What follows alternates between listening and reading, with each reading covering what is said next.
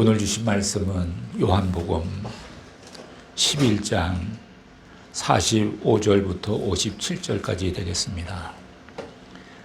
마리아에게 와서 예수의 하신 일을 본 많은 유대인들이 저를 믿었으나 그 중에 어떤 자는 바리새인들에게 가서 예수의 하신 일을 보았냐. 이에 대제사장들과 바리새인들이 공회를 모으고 가로되 이 사람이 많은 표적을 행하니 우리가 어떻게 하겠느냐. 만일 저를 이대로 두면 모든 사람이 저를 믿을 것이요 그리고 로마인들이 와서 우리 땅의 민족을 빼앗아 가리라 하니.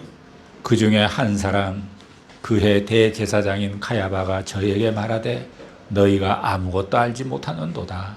한 사람이 백성을 위하여 죽어서 온 민족이 망하지 않게 되는 것이 너희에게 유익한 줄을 생각지 아니하는도다 하였으니. 이 말은 스스로 함이 아니요 그 해의 대제사장이므로 예수께서 그 민족을 위하시고 또 그 민족만 위할 뿐 아니라 흩어진 하나님의 자녀를 모아 하나가 되게 하기 위하여 죽으실 것을 미리 말하노라. 이날부터는 저희가 예수를 죽이려고 모의하니라. 그러므로 예수께서 다시 유대인 가운데 드러나게 다니지 아니하시고 여기를 떠나 빈들 가까운 곳인 에브라임이라는 동네에 가서 제자들과 함께 거기 유하시니라. 유대인의 유월절이 가까움에 많은 사람이 자기를 성결케 하기 위하여 유월절 전에 시골서 예루살렘으로 올라갔더니 저희가 예수를 찾으며 성전에 서서 서로 말하되 너희 생각에는 어떠하뇨? 저가 명절에 오지 아니하겠느냐 하니. 함께 읽죠. 이는 대제사장과 바리새인들이 누구든지 예수의 것을 하여 찾게 하라. 아멘. 오늘의 말씀은 기적이 믿음을 낳지는 않는다.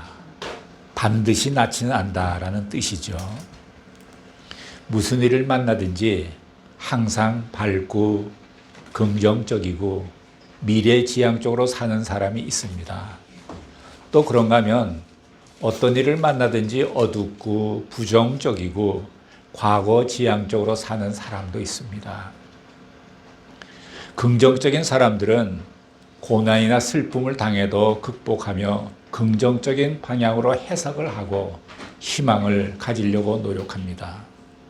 반면에 부정적인 사람들은 좋은 일을 만났는데도 누리지를 못하고 이거 잘못되면 어떡하지? 나쁜 쪽으로 해석하고 부정적으로 받아들입니다. 가만 보면 이런 의미에서 행복이란 것은 셀프가 아닐까 이런 생각도 해봅니다. 진정으로 하나님을 믿고 구원받고 성령이 거한다면 긍정적이고 적극적으로 사는 것이 정상입니다.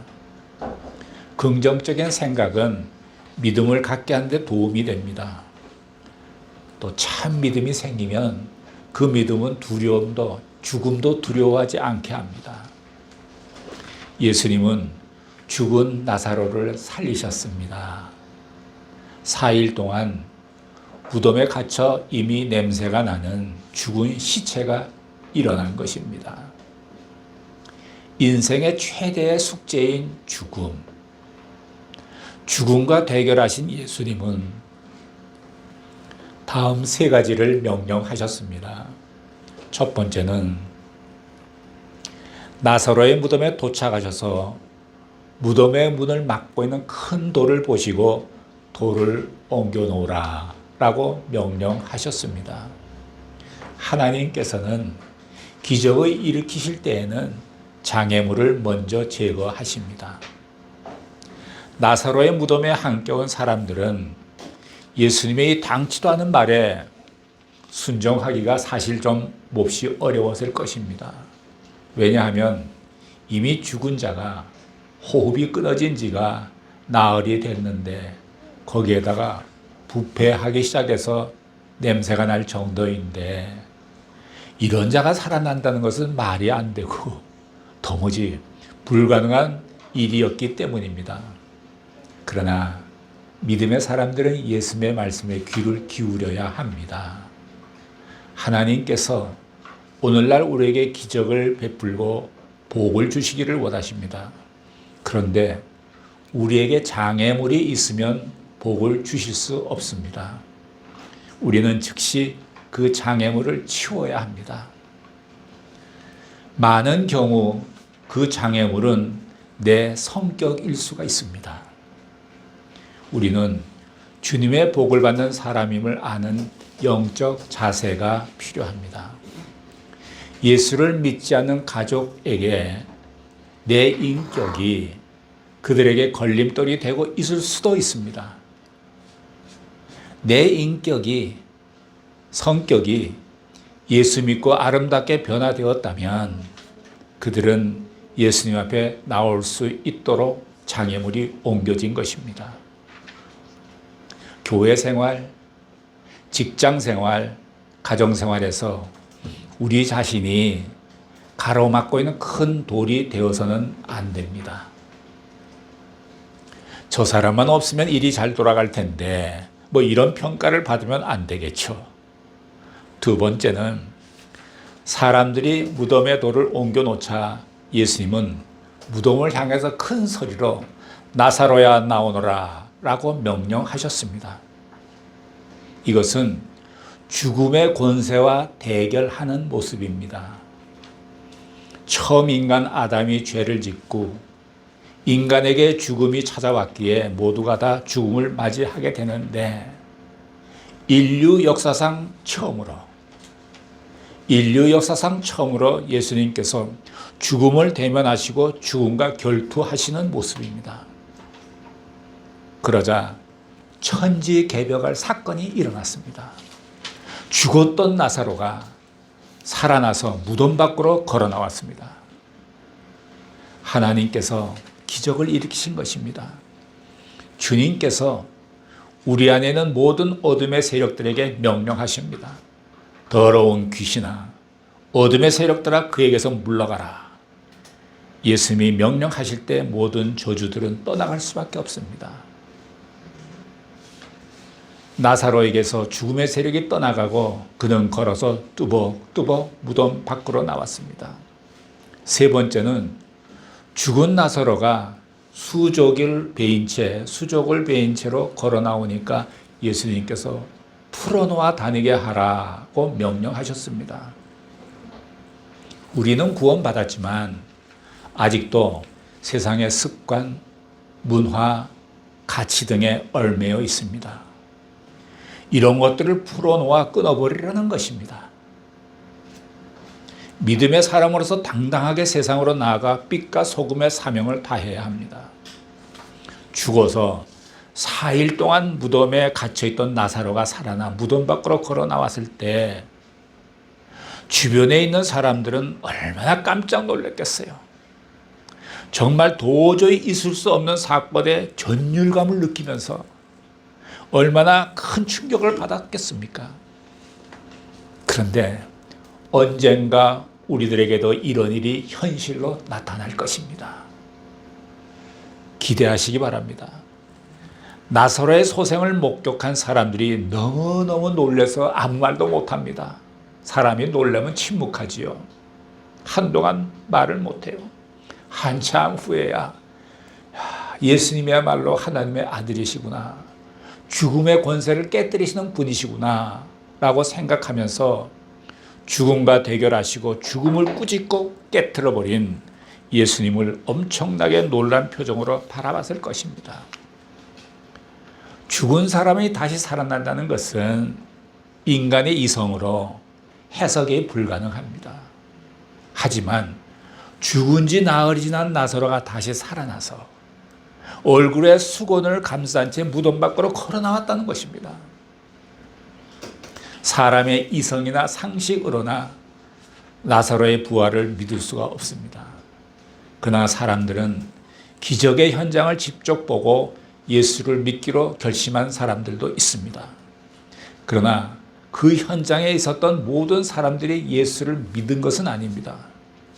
기적을 보고 예수 믿는 사람들을 첫째라고 한다면, 두 번째로는 나사로가 살아나는 현장을 목격한 사람들 중에 일부는 바리새인들에게 가서 예수님이 행하신 일들을 보고합니다. 바리새인들은 그들의 기득권을 흔드는 예수님을 환영하지 않았습니다. 그들은 예수님을 붙잡아 죽이려 했습니다.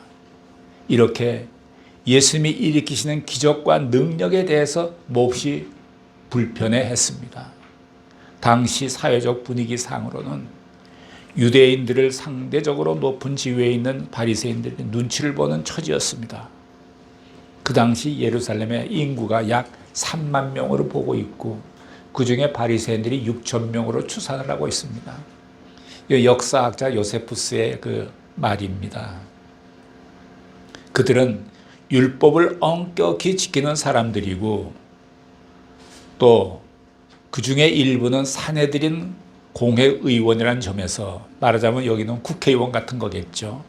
유대인들의 존경을 받았습니다. 이 바리새의 주의는 계속 유지되어서 정통 유대주의의 근간이 되었습니다. 여러분 혹시 영화를 보면 까만 옷에 까만 모자 쓰고 머리는 좀 따기도 하고 이런 사람도 있잖아요. 유대인들의 아주 정통적인 모습이죠. 그러나 그들 모두가 예수님에 대해 적대적인 것은 아니었습니다.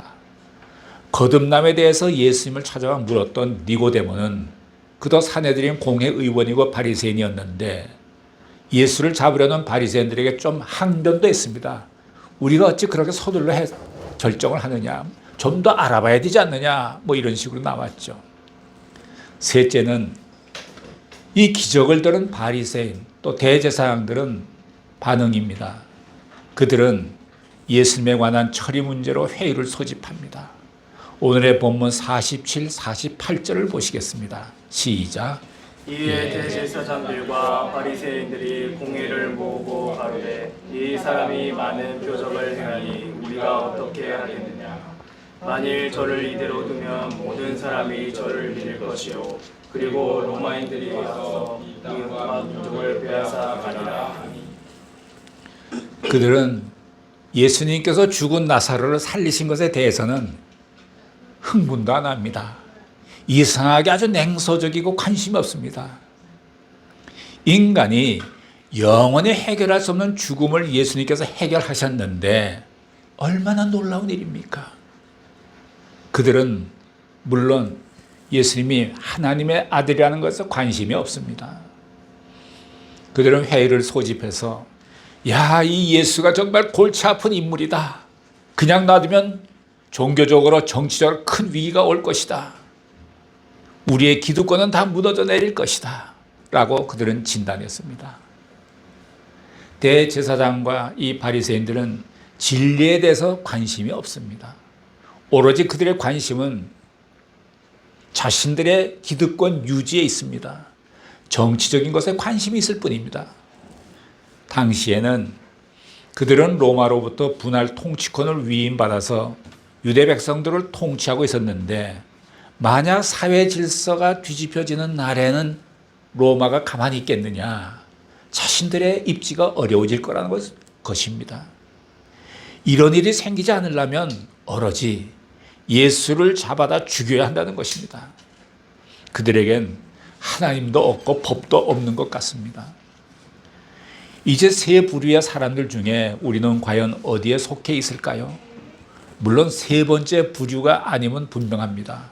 우리는 이미 예수를 믿기 때문입니다. 예수님은 하나님의 아들로 이 땅에 오셔서 인간에게 구원의 길을 열어놓으신 분이시고 내 삶의 의미와 목적이 되시는 주님이시다라고 고백했고 이런 고백이 있을 때 우리는 첫 번째 부류에 속하는 것이 되는 겁니다. 기적을 목격하고도 부정적이고 냉소적인 생각들로 가득 찬 일부 유대인들은 예수를 믿으려 하지 않았습니다. 교회에 오래 다녔지만 구원에 확실치 않은 사람들도 별반 다른 것이 없지 않을까 생각해 봅니다. 그런 사람은 한 발은 세상에, 한 발은 교회에 두고 있는 모습이죠. 예배에 참석하지만 이중적인 삶의 태도로 언제나 괴로워합니다. 이런 사람들에게 구원이 필요합니다. 유대의 제사장들이나 바리새인들처럼 진리에 대해 관심이 없고 오직 정치적, 경제적 목적으로 신앙생활을 하는 자들은 회개를 해야 합니다. 이러한 와중에 그 해의 대제사장인 가야바는 예상 밖의 말을 합니다. 49절, 50절을 보시겠습니다. 시작. 그 중에 한 사람 그의 대제사장인 가야바가 저희에게 말하되 너희가 아무것도 알지 못하는도다. 한 사람이 백성을 위하여 죽어서 온 민족이 망하지 않게 되는 것이 너희에게 유익한 줄을 생각지 아니하는도다 하였으니. 이 내용은 사실 예수님에게 십자가라는 하나님의 뜻을 이루게 되는 일입니다. 이어서 51절, 52절을 보시겠습니다. 시작. 이 말은 스스로 함이 아니요 그의 대제사장이요 예수께서 그 민족을 위하시고 또 그 민족만 위할 뿐 아니라 흩어진 하나님의 자녀를 모아 하나가 되게 하기 위하여 죽으실 것을 미리 말하매라. 이 구절을 조심해서 깊이 주의 깊게 묵상할 필요가 있습니다. 두 가지를 발견할 수가 있습니다. 하나는 이 말은 가야바가 스스로 한 것이 아니라는 점입니다. 또 하나는 예수님의 죽으실 것을 미리 말한다는 것이 이런 점입니다. 두 구절은 예언적인 성격이 강하게 나타나 있습니다. 여기서 우리는 악한 자를 통해서도 예언이 일어남을 깨달을 수 있습니다. 본디오 빌라도의 아내도 밤에 꿈을 꾸고 그 내용을 남편께 전달했습니다. 불신자나 안티그리스도인들을 통해서도 하나님의 예언이 역설적으로 전달될 수 있습니다. 빌라도는 사탄의 역사와 유대인들의 요구대로 예수님을 십자가 처형에 내어 주었지만 그것으로 인해서 온 인류에게 구원의 길이 열리는 하나님의 뜻을 이룬 것입니다. 하나님의 섭리는 오묘하고 신비하기만 합니다. 그런데 이런 돌발적인 예언이 대제사장들과 바리새인들로 하여금 예수님을 잡아 죽이려는 음모를 꾸미는데 결정적 동기를 부여합니다. 53절을 보시기 바랍니다. 53절 시작. 이날부터는 저희가 예수를 죽이려고 모의하니라. 모든 사건의 이면에는 음모가 숨어 있게 마련입니다. 정말로 우연하게 일어난 사건도 있지만 대부분의 사건들은 우연을 가장한 음모가 숨어 있습니다. 기막힌 음모일수록 더욱 우연을 가장합니다. 예수님의 십자가 처형 뒤에도 대제사장들과 바리새인들은 조직적인 음모가 있었습니다. 그들은 어떻게 예수님을 잡아 죽일까 하고 고심했습니다.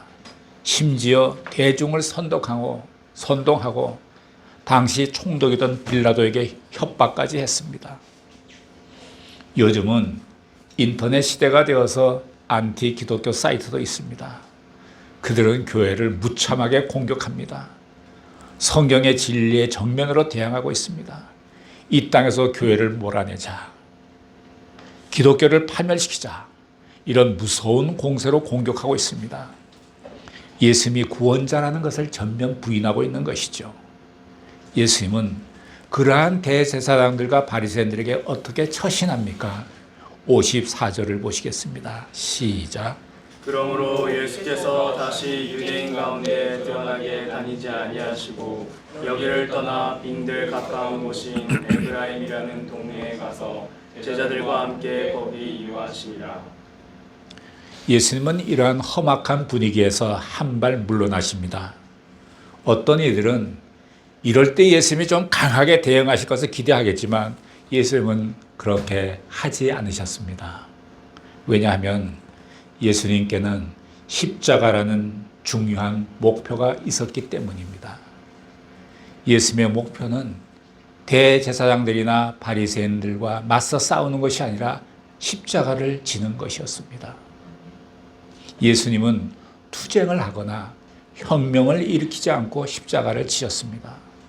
그럼으로써 사랑과 용서, 복음의 혁명이 일어나게 된 것입니다. 한 알의 밀알이 땅에 떨어져 죽지 아니하면 그대로 있지만 죽으면 많은 열매를 맺습니다. 다음은 55절을 보시기 바랍니다. 시작. 유대인의 유월절이 가까움에 많은 사람이 자기를 성결케 하기 위하여 유월절 전에 시골서 예루살렘으로 올라갔더니 이 유월절은 요한복음에 나타나는 세 번째 유월절입니다.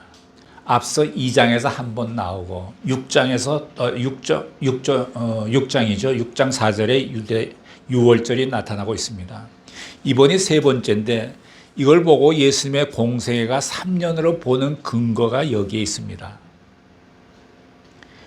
유대의 유월절을 맞이해서 많은 사람들이 성결 의식을 치르기 위해서 원근 각처에서 예루살렘으로 몰려듭니다. 그들은 예수님의 행방에 대해 찾고 묻기 시작합니다. 56절을 보십시오. 56절 시작. 저희가 예수를 찾으며 성전에 서서 서로 말하되 너희 생각에는 어떠하뇨? 저가 명절에 오지 아니하겠느냐 하니. 현재 대제사장들과 바리새인들에 의해서 예수님의 체포하라는 명령이 내려져 있습니다. 죽은 나사로를 살리신 예수 그리스도를 잡아 죽이려고 음모를 꾸미는 세력들이 있음을 알 수 있습니다. 이러한 악한 세력의 흐름은 오늘날 우리에게도 영향을 미치고 있습니다. 지금 교회는 여러 가지 위기를 맞이하고도 있습니다. 동성애 운동이 교회를 파괴하려고 합니다. 인권, 정의, 자유, 평화 이런 좋은 단어들이 현 시대에는 불법을 자행하는 자들이 독점물같이 사용하고 있습니다.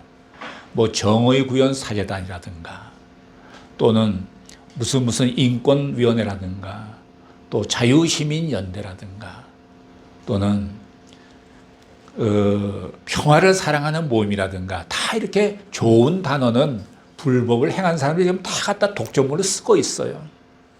얼마 전에 정의구현 사제단에서 어느 신부가 말씀드렸지만 작년 11월인가요? 윤 대통령 부부가 저기 동남아를 갔다 다녀오는데 박주환 신부든가요? 그분이 그 비행기가 추락되기를 열심히 기도했다고요. 근데 추락은 안 됐죠. 우리가 이걸 아셔야 될 것 같아. 우리가 누구를 축복하면 그 축복이 그 사람한테 맞지 않으면 그 축복은 나한테 돌아오죠. 내가 누구를 저주했는데 그 사람이 저주받을 만한 사람이 아니면 그 저주는 나에게 돌아오는 거예요. 그 이상하게 참 신비한 일이 생겼어요. 그 이튿날 그렇게 저주한 신부의 아버지가 죽었습니다. 참 신비한 오묘한 일이에요. 우리는 남을 축복하면서 살아야지 그렇게 저주하듯 살면은 안 되겠습니다. 그래서 요새는 무슨 이런 정의, 자유, 인권, 뭐 이런 그 평화, 좋은 글씨가 들어간 단체는 좀 경계해야 된다는 마음까지 생기는 거예요. 실제로 그러니까요. 그래서 우리는 영적으로 느슨해지면 안 됩니다. 영적으로 깨어 있어야 하고 부활신앙을 회복해야 하고 체험신앙을 가져야 합니다. 그만큼 영적으로 예민하게 잘못된 사상과 물질 문명과 싸우는 시대에 살고 있기 때문입니다. 생명을 걸고 예수를 믿을 때 두려움은 사라지고 세상을 변화시킬 수 있습니다. 이러한 신앙을 소유하시기를 예수님의 이름으로 축복합니다. 아멘. 기도하시겠습니다. 사랑하시는 하나님 아버지, 태초에 혼돈과 공허와 흑암이 있었듯이 지금 이 시대에도 어둠이 덮고 있습니다. 이러한 상황 속에서 우리 모두 하나님께서 의로 여기시는 올바른 신앙을 갖고 빛의 역할을 잘 감당할 수 있는 믿음을 갖게 하여 주시옵소서. 예수님의 이름으로 기도드렸습니다. 아멘.